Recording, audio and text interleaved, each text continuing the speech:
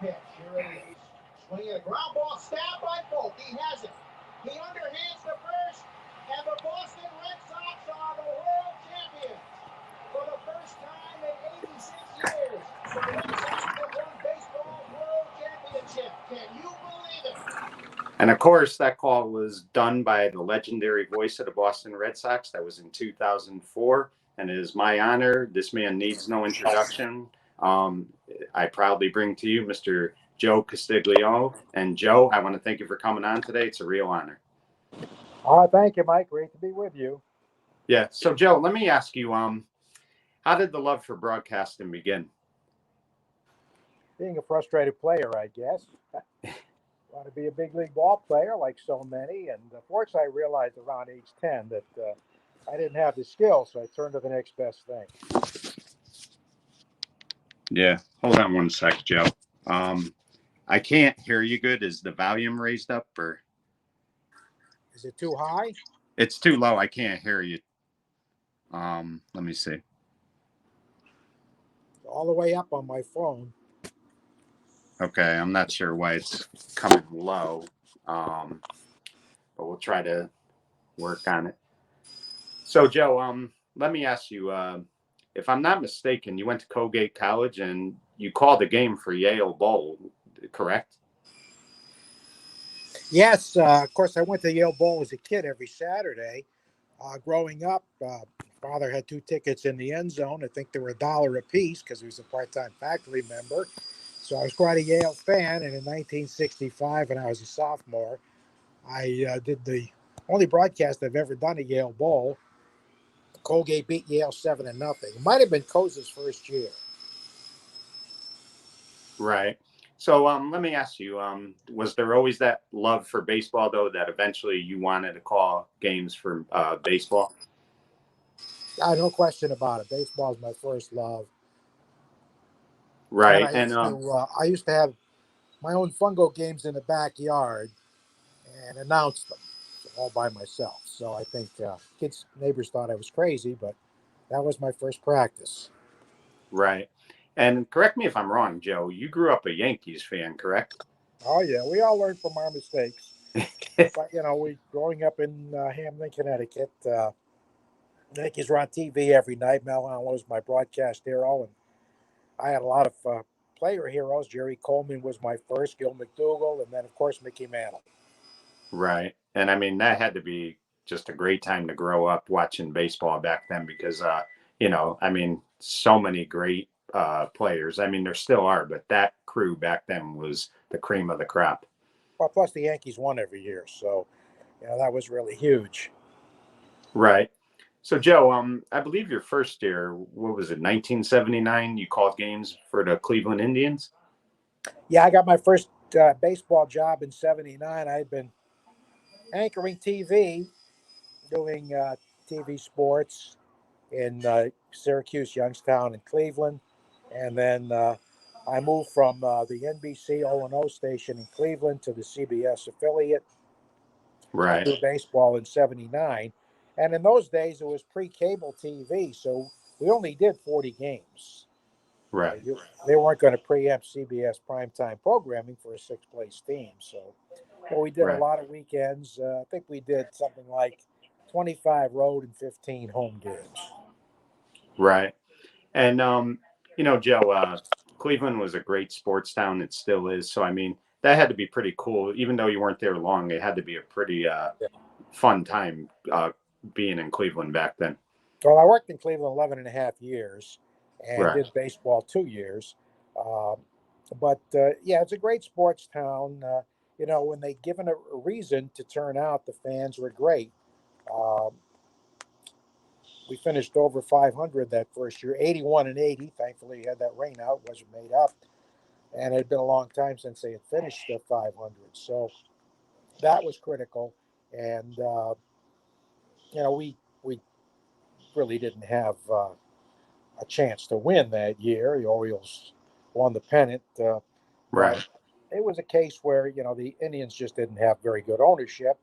And one year they needed pitching. The next year they needed hitting. There was always some reason to come up short. It wasn't until Jacobs people bought the club in the mid-90s that they took off. But it was a great experience. We had a lot of outstanding players on that team, a lot of whom went on to do great things in baseball. Dwayne Kuiper was our second baseman, longtime broadcaster for the San Francisco Giants. Mike Hargrove was our first baseman. Right. And, of course, went on to manage the Indians and those great 90s teams. And my good friend Andre Thornton, who had a record that nobody can break, most home runs ever in Cleveland Stadium, because, of course, it doesn't exist anymore. He had a very successful career and is still going strong in the supply chain business. And there were so many that went on to manage. Toby Harrah managed briefly with Texas. He was a third baseman on that team. It was a team that, really didn't do much on the in terms of winning, but had a lot of great success in post playing careers. Right. So, Joe, let me ask you. I mean, it's always challenging to do radio because, when you're doing TV, the fans could see the game. So you just kind of got to call it how you see it, but you don't really have to describe it too much. Radio, you have to paint the picture for the fans. And I mean, there's a lot you have to say in a short time. What's the difference, you think, between radio and TV? Well, TV is an analyst medium and a director's medium. Baseball on radio is an announcer's medium. Nothing happens, as Ernie Harwell used to say, nothing happens till I say it does, because obviously people can't see. So you really have to paint the word picture and to describe everything that's happening on the field as it transpires. So I think Right. that's something that you really have to concentrate on, that, you have that moment where the ball's in play. And in a 3-hour game, the ball's in play only about 8 minutes. So you better be ready to capitalize and describe what's happening in those 8 minutes. Right. So, 1983, Joe, you come to the Boston Red Sox. You'd been working, in Cleveland for 11 years. You had a couple other stops. So, you really couldn't follow the Yankees like you did as a kid. So, I mean, was it weird to call Red Sox games, or at that point you had not really followed the Yankees to really care? No, I've been following the Indians and the Brewers when I did their games one year in '81. So, no, it wasn't difficult at all to pull for the Red Sox. Growing up in the New Haven area, I didn't know any Red Sox fans as a kid because the Red Sox were terrible in the Yeah. 50s. All they had was Ted Williams. In the first half of the 60s, they were even worse. Right. So it was no adjustment. I mean, there wasn't this Yankee-Red Sox rivalry. I know they went down to the last 2 days for the pennant in 1949. The Yankees, as usual, prevailed, but it wasn't that type of rivalry, I don't think. So it really wasn't difficult at all. And, I always loved Boston. And, of course, I had done games at Fenway with the Indians. So it wasn't totally new. Right. So, Joe, let's start with 1986 because that was a great year for the Red Sox. I mean, one of the best years. I mean, they had so much talent on that team. Wade Boggs, Roger Clemens, Bruce Hurst, and Marty Barrett. I mean, just a great Jim Rice, Dwight Evans. I mean, just a great, great team. And I mean, that 86 team was so magical, and it was really the breakout season for Roger Clemens. So just talk about that team a little bit. Well, it was a veteran team for the most part, other than Roger, who, of course, was in his third year. He missed a lot of '85 with an arm injury, and we didn't know what to expect. He didn't even start till the third or fourth game of the season because he was coming off the arm surgery. And who knew he'd become an ace? I mean, we knew he was a top draft pick, number one pick. He had impressed when he came up late in '84 before the injury in '85. They made some great moves. They got Don Baylor, was a winner all the way. The late Don Baylor really taught this team how to win. Yeah. And, of course, they had the veterans with Evans and Rice and Buckner and Boggs, who would continue to hit. He had blossomed in '83, winning his first batting crown. It was a strong veteran team with power, not much speed. They were the Red Sox in those days, but still they were good enough.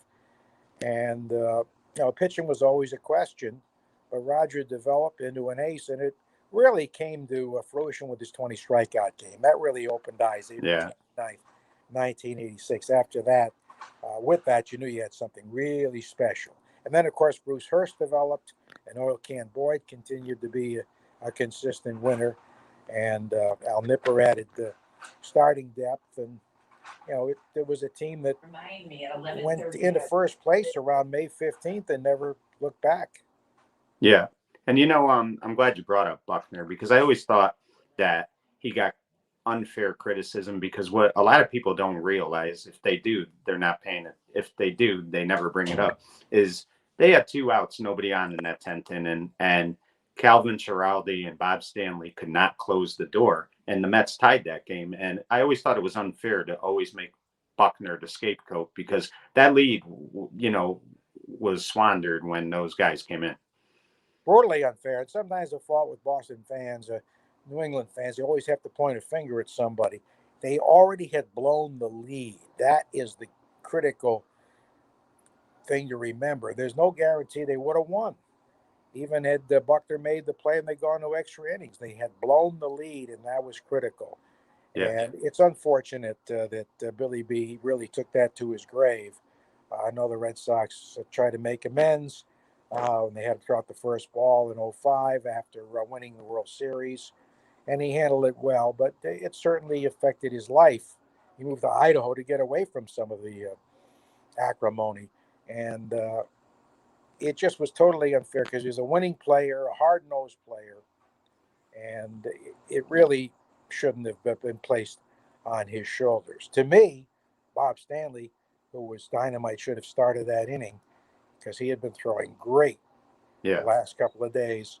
Schiraldi was in his 3rd inning, did get the first 2 outs, and the balls weren't crushed; it fell in for hits. And then, of course, the big play was the wild pitch or pass ball. It was scored a wild pitch, whatever you want to call it. That was critical. Yeah. And, the thing is, Buckner had a great year that year, too. Drove in 100 runs, I mean, just a fantastic year. And that always seems to, go unnoticed because of that one play. But, as time went on, Joe, I mean, Boston had some decent teams in the 90s. Mo Vaughn was a big player for them, and, they just didn't seem to, get over the hump. I mean, how would you describe some of the teams in the 90s? Because they had some really decent teams. 1990, 95, even 96 wasn't a bad team. How would you characterize those teams back then? Well, they were very strong teams. Morgan Magic in '88 was a sensational time, probably the most exciting time other than winning World Series. When they won 12 in a row in 19 out of 20 when Joe took over. Yeah. And they won again in 90. And both times they lost to a better Oakland team. It was that simple. They were, the Bash brothers. And, of course, they were steroid-driven offensively, which we didn't know at the time. And they had great pitching. They were a better team. It's that simple. 95, surprising. They, after 3 or 4 terrible years, came back and won the division and lost to a superior Cleveland team with Albert Bell and Baerga. So I think it was a case that they faced better teams. The same in the late 90s. The great win over Cleveland and 99. The ALCS against the Yankees. And, the Yankees won in 5 games. They were a superior team. So I think, that pretty much explains it. It was no curse. It was just a case of losing to a superior foe. Right. And, Joe, you brought up, McGuire and Canseco. What are your feelings on Clemens and Bonds? Because I do believe that they should get in the Hall of Fame because they were Hall of Famers before this. It doesn't take away that they cheated, but I do believe that there are some people that are already in that Hall of Fame that probably cheated. And these two, I feel like, need to get in. What is your thoughts? No question about it. They should be in. They should have been in a long time ago, both of them. I would say no to Mark McGwire and to Sammy Sosa. You could make the argument that they brought baseball back to the forefront with their home run chase, but obviously it was phony and or steroid driven anyway. But Bonds and Clemens were Hall of Famers before whatever they did or didn't do happened.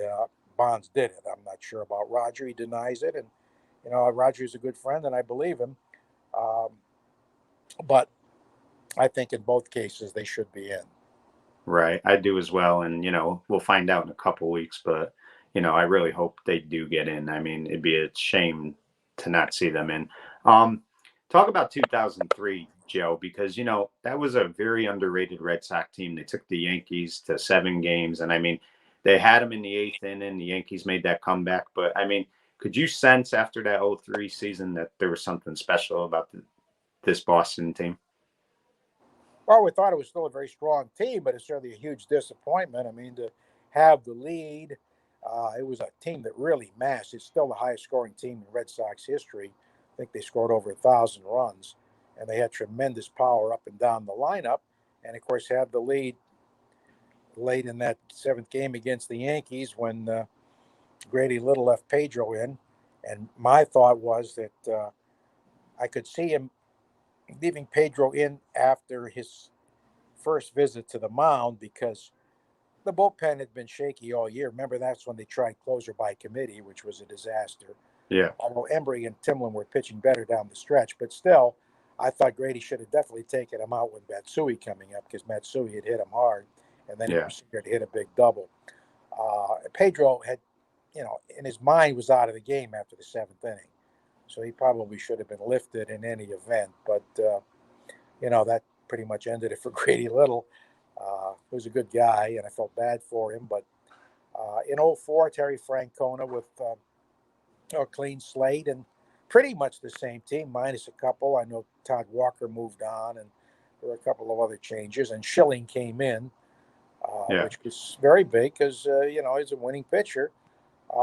Really added to this club. And remember, that club didn't really achieve a whole lot till late July when they took off. Yeah, and I think what really turned the season around for them, believe it or not, was that fight with the Yankees between Varitek and A-Rod. I mean, Boston after that fight just became a different team and a better team, and I really think that was a big turning point in the season. That was huge, no question about it. And um, the game was almost rained out. The Yankees thought it was rained out. They had already started to get dressed and leave the ballpark. Red Sox players went to management and said, "We want to play." And they did everything they could to get the field ready. It's before they put in the new infield.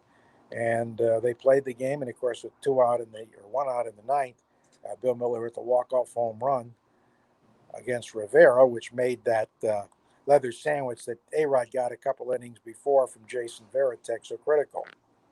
Yeah. And Joe, talk about that series between the Yankees and '04. They lose 19-8 at Fenway Park. It looks like the series is over. It's 3-0. I mean, what was the feeling like in Boston after that loss? Well, the feeling generally was it's over. It's an embarrassment. My thought was, hey, I don't think we're going to rally to win. Down 3-0. It's never happened before. But so our team is better than this, and the Yankees aren't that good. I mean, they had some holes, especially with their pitching staff, and they had some age. That they're not that good, and we shouldn't be swept by this team. There has to be more to it than this. Yeah. As Kevin Millar said, "Don't let us win one. Don't let us win one, because we'll take off." That's exactly what happened. Right. And, his walk was big in the 9th inning. And, of course, the Red Sox would go on to win that game. And then, Game 5, a turning point was the 7th inning when, they got A-Rod out. They had a guy at third, and he wasn't able to get that guy home. Yeah, Timlin struck him out on a high fastball. Yeah, so that turned, I, as a Yankee fan, just had a terrible feeling going back to New York. I did not trust Lieber. He pitched good in Game 2, but I didn't think he could do that again. But, I mean, did you think once the Red Sox got to Game 7 that they were going to win this game? I mean, it just looked like it was their time. Well, you never think that given the history, but I did have a lot of hope. I was happy to win the 2 games, go back to New York, and then in Game 6, Red Sox had a couple of calls that went their way, fortunately, and they owe Joe West a lot of credit. Before replay, there were 2 situations. Mark Bellhorn hit a ball in left field, which was clearly a home run, hit a fan in the chest and bounced back on the field. The left field umpire said ground rule double. The fan had reached over. Not true. Unfortunately, Joe West overruled the left field umpire. So that really was critical. And then, of course, the karate chop when A-Rod, such a cheap move what he did, slapping the ball out of Bronson Arroyo's hands. And the Yeah. home first base umpire was screened, Randy Marsh, but Joe West fortunately took charge and ruled interference. And that was so huge. And then, of course, Game 7, I had no idea it'd be a blowout like that. David Ortiz, a 2-run homer in the first. And then, of course, a huge grand slam by Johnny Damon in the second inning. Yeah. Open. Right. And, they win Game 7. They beat the Yankees. I mean, what was the feeling like for you as an announcer, because you'd seen some devastating losses to the Yankees. You saw some, obviously the Mets series in '86. What was it like for you? Euphoric. No question about it. It was heavenly because, the Yankees had always won the biggest games against the Red Sox, especially deciding championships, dating back to 1904 when the Red Sox beat the Yankees on a wild pitch to win the pennant. Wild pitch by Jack Chesborough, won 41 games that year. So it was really a feeling, a total accomplishment. Although you had the feeling you better win the World Series to make this totally validated, because the Red Sox history of, losing in seventh games of World Series, and, 46, and then again in 80, in 75, and in 86. Yeah. So now let's talk about the World Series. Obviously, the Red Sox pretty much controlled that series. Game 1 was a little close, but, Game 2, the Red Sox, took charge. And then, of course, Pedro pitched the great Game 3. So, I mean, at this point, Game 4, anything could happen, obviously, but you could just tell that this, so-called curse was coming to an end. Describe to me, Joe, when the ball went in Mankiewicz's glove, what you were feeling. I mean, you made a great call on that, but what did you feel like when, that final out was made? Well, again, it was a feeling of euphoria, and I just had total concentration. I remember being alone in the booth because my partner Jerry Truppiano had gone down to the clubhouse for the post-game interviews, and I guess if you're ever in a zone as an announcer, that was it. First 2 outs went quickly, and then I thought for a long time, what would you say for the last out of the World Championship? And I came up with all these phrases and scenarios, and then I came to a conclusion, which I think was right. Don't try to script it because you never know how it's going to end. I was only hoping that there would be something definitive, not a check swing. We have to wait for an appeal or diving attempt. Did he catch it? He didn't. The simple ground ball to the pitcher was perfect. Can you believe it? Yeah, it was. I mean, it was, and, the thing is, Joe, once that, they got over that hump, I mean, they've had quite the run. I mean, in the last 20 years, them and the San Francisco Giants, I mean, have had tremendous, runs. I mean, they're probably the 2 best teams in the last 20 years. So they've started out the new century, probably the best franchise. Oh, yeah, the only team to win 4 world championships in the 21st century, the Giants with 3. Yankees have 1, by the way. 2000 is credited to the previous century. So the Yankees have just 1. And, it's been a great run. There was the period in 12 we finished last, won it all in 13, struggled in 14 and 15, and winning again in 18, 119 victories overall. So it's been a tremendous run. And, 21 was a surprise to get as far as they did. And you never know what it's going to bring year to year. Right. How do you like the new way of baseball, Joe? I mean, are you a big fan of this analytics? I mean, I don't like the putting the guy on second base in the extra inning. I think that kind of cheapens the game. How do you like these new rules? Well, I like that rule because it's exciting. I didn't think I'd like it at first, but I really came to like it because it makes things definitive, and I think you can, build to a conclusion quickly. I hope they keep that rule. I like those new rules. As far as analytics go, I think there's too much of an emphasis on it. Some of these people try to script the game before it begins. And to me, you can't do that. Yeah. I still like to see more baseball people involved in baseball making decisions instead of leaving it up to computers. There's certainly a place for it. I mean, there's no question. You have to blend uh, baseball analysis, skills, experience with the numbers, but it should be a balance. Right. Joe, I'm sure I know the answer to this, but is there one game that stands out to you that you called where you were just like, this will be in my memory forever? I mean, is there any one particular game where you're proud of? Well, having done 6,000 games, I mean, you could pick out 20 or 30. Certainly, the last out of the first World Championship. That game, even though it was a 3-0 win, that was huge. But there were others, Morgan Magic, all the clinching games, especially beating the Yankees. Yeah. But if I had to single out one, it would be the end of the 86-year drought. Right. And Joe, let me ask you, we talked about Clemens earlier. You interviewed him when he got his first major league win, and then your son Duke was fortunate enough to interview him when he got his 300th win. Just talk about your son. I mean, that had to be a nice moment for you to see your son, interviewing Clemens after his 300th win and knowing that he's had a very successful career in broadcasting. Yes, well, it was quite a thrill for me, and I think Roger appreciated it too.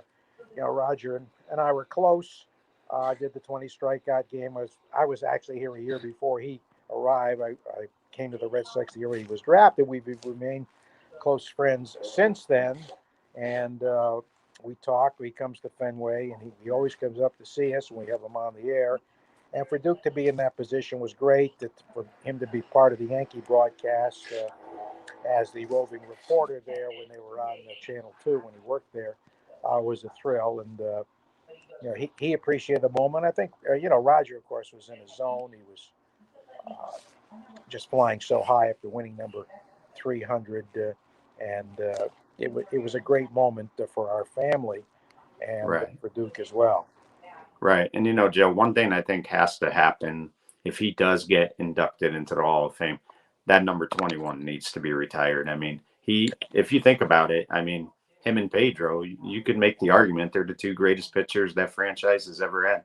No question. The number should be retired right now. It should have Yeah. been retired long ago. 21 should definitely be up there, and I've mentioned that many times on the air, and hopefully it'll happen soon. Right.